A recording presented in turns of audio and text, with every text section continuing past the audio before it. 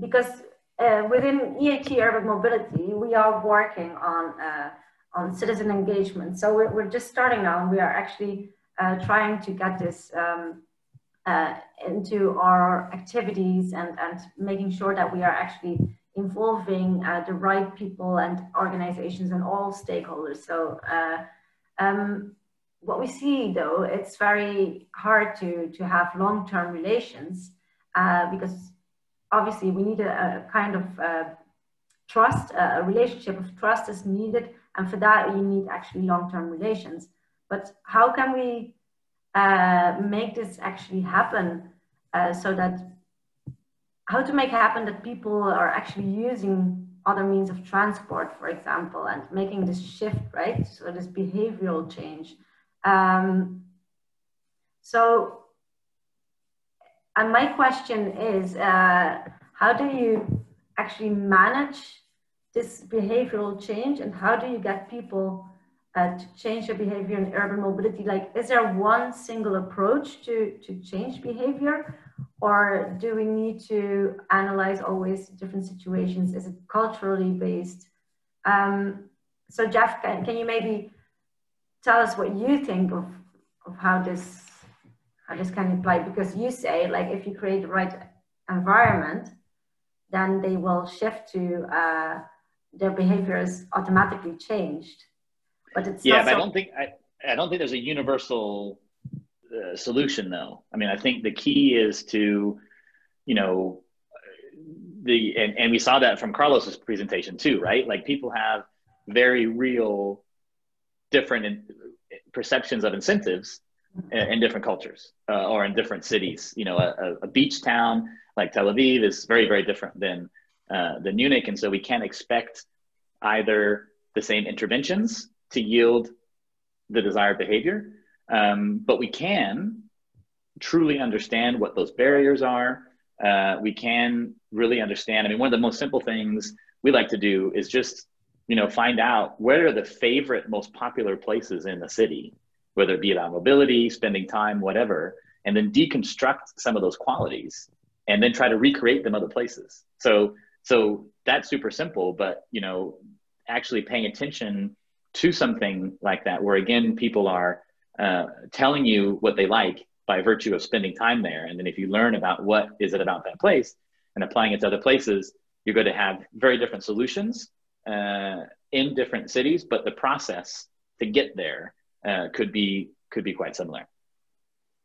Yeah, thank you. Yeah. So then continuing on this, Carla's question to you, like, it looks like there's no one size fits all approach, I guess, because there's, what you presented is that there are different incentives that work in differently in each city, and also it depends on the target group.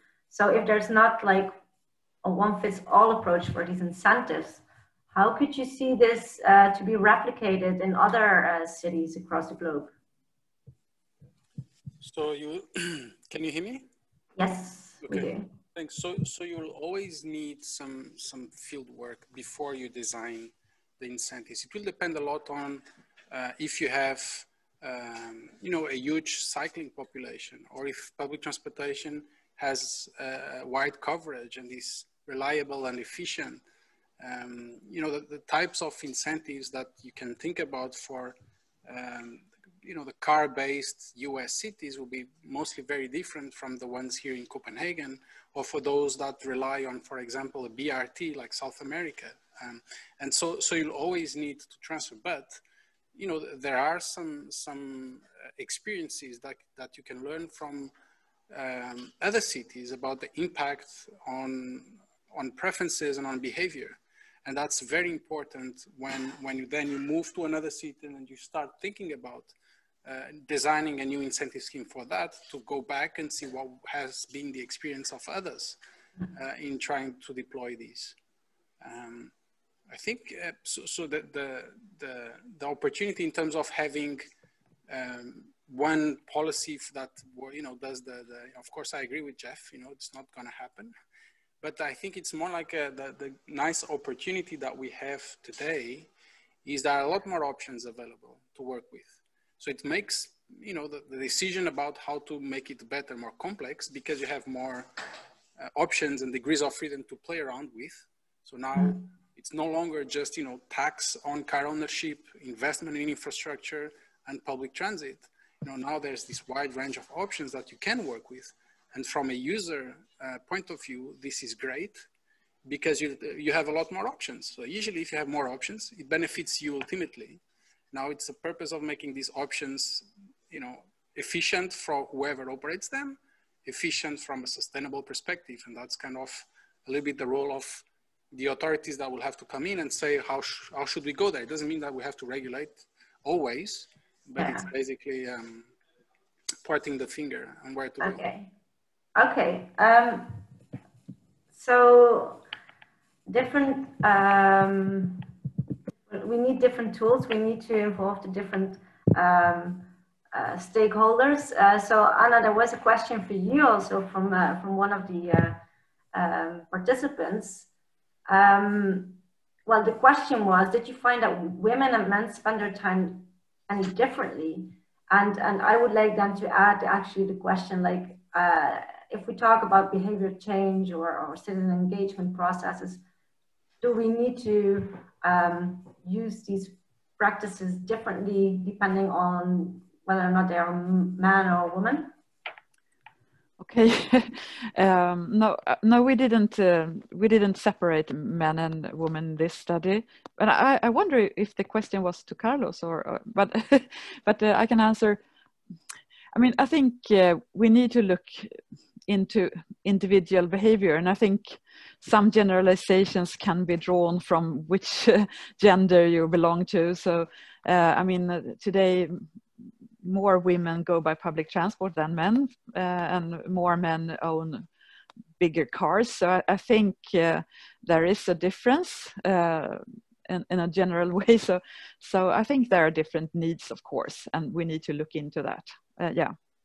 But mainly I think we'd look on an individual level. And I also think the way starting to talk to people locally is one of the key things, I think. I think that people can react quite negative on if you start to pretend that they don't understand that you're changing their ways. That a little bit to Jeff, what you said about letting people understand how they should do the right things. We tried that in Stockholm. We got a really lot of critique from the public because the public servants were seen as some dominant people trying to shape the lives of people. So I think we need to take that really thoroughly and try to implement it in a way that people really accept it. And I guess you probably already thought about that, but I heard something very interesting from Barcelona, that they have given out a budget to the neighborhood, to citizens themselves, to do something about. I mean, they get a budget for doing good things, and they can tell what they would like to do in their neighborhood. And I heard that's in one neighborhood they came to the conclusion that they would like to restrict car use around schoolyards and things like that. And I mean, if you can do something like that, starting from bottom up, I think you need to both go from top down and bottom up at the same time.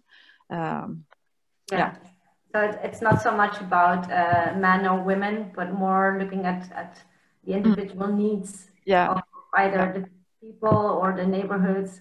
I mean, I think this example you just mentioned about Barcelona is very interesting, because it also shows that the government actually trusts the citizens, right? Because that was one of the answers, that why could citizen engagement practices what is a barrier? And often it's like policymakers, politicians don't really trust the feedback or the inputs of citizens or end users. So I think this is a very good example. But just because we are finishing, but I want to ask one question to Maria.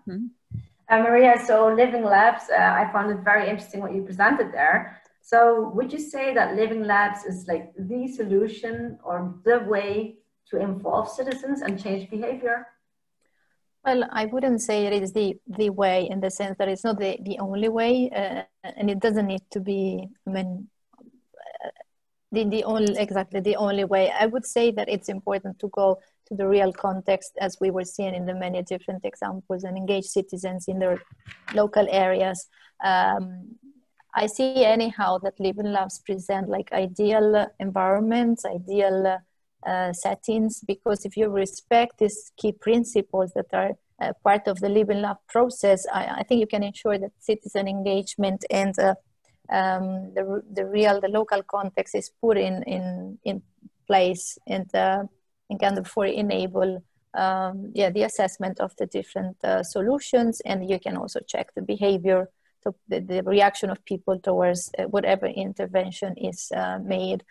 So I think that's also why they tend to proliferate and to be more and more used with the time. But it's also important to see that I think Living Labs is a term used quite often in different ways, not always meaning the same thing, and sometimes confused, I think, with only test beds. Or so I think also meaning that the true meaning of Living Labs is also still, I think, a challenge. So it requires also some change from the side of the stakeholders and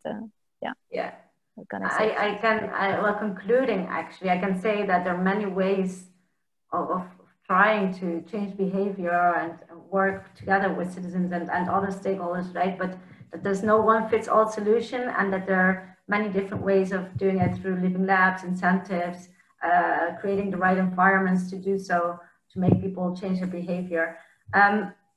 So, I mean, we're actually across time, but I would like to give you all 20 seconds to hear from you what your final thought is. So what is the final message you want to give?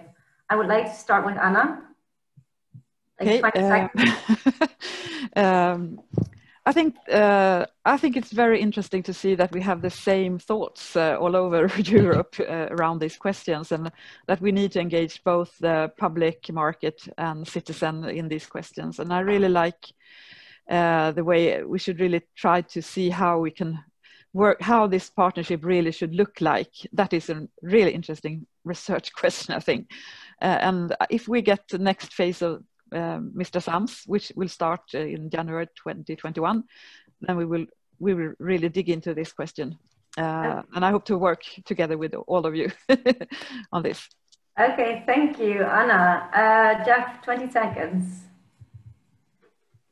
I just want to clarify, I think from our perspective, that this is not, top down, like making people do stuff. I think the key is inviting invitations and just simply making it easier to have more choices and more opportunities to do the things you really appreciate. And after you get a little behavior change, we talk about, then you monitor, right? So if you make an intervention, you see how that impacts something, and you continue to sort of, we call like measure, test, refine interventions based on how people react to what you do. And I think that continuous loop is really the most important part to this discussion, so that design and policy keeps up with a very, very fast changing urban culture. Okay, many thanks. Maria, 20 seconds for you. Okay, so I would focus on the learning by doing. I think we don't have the answer on how a sustainable mobility in our cities needs to be done. And we've seen many different examples and how differences in culture are also affecting. So I think we should foster more discussions like the ones we're having today, and learning from the other speakers, from the many examples. So I think, put the emphasis on this also for the next time to come. Okay, thanks. Last but not least, Carlos, 20 seconds. So I just want to say that it's exciting times. So technology is currently changing a lot the transportation and mobility domain. And so it's an opportunity for all of us, researchers, policymakers, entrepreneurs, people that want to work in this field. Actually, it's a nice time to be in. Following on Maria's presentation, I think with automation and connectivity, these two technologies will even increase a lot more the behavior change that we all have to face. We just need to find the place where we would like to contribute on how this behavior change will be shaped towards these sustainable goals. So, you know, it's a nice, I think we should all be motivated towards looking into this and for the next few years. Okay, thank you. So herewith, I want to conclude this session. So for me, it has been like super inspiring to hear all your stories. It's a pity we didn't have even more time to go into debate, but I think we made a good start into indeed like exchange experiences and insights into how we can work with citizens and change behavior and reshaping our cities and urban innovation projects, etc. So for me, this is very valuable as for input for EIT urban mobility and how we can actually work on this in the future. So I will definitely take some of your inputs and experiences within our own activities and see how we can work on that. So I do hope to see you in the future as well and to connect with you in the future for our activities as well. I want to thank you very much, each of you, for providing your inputs here and for connecting. I want to thank the audience as well, online and there in Copenhagen. And well, I just, hello all, enjoy the rest of the sessions. Many thanks. Thank you. Thank you all. Bernadette and all. Bye. Thanks. Bye-bye. Bye. Bye.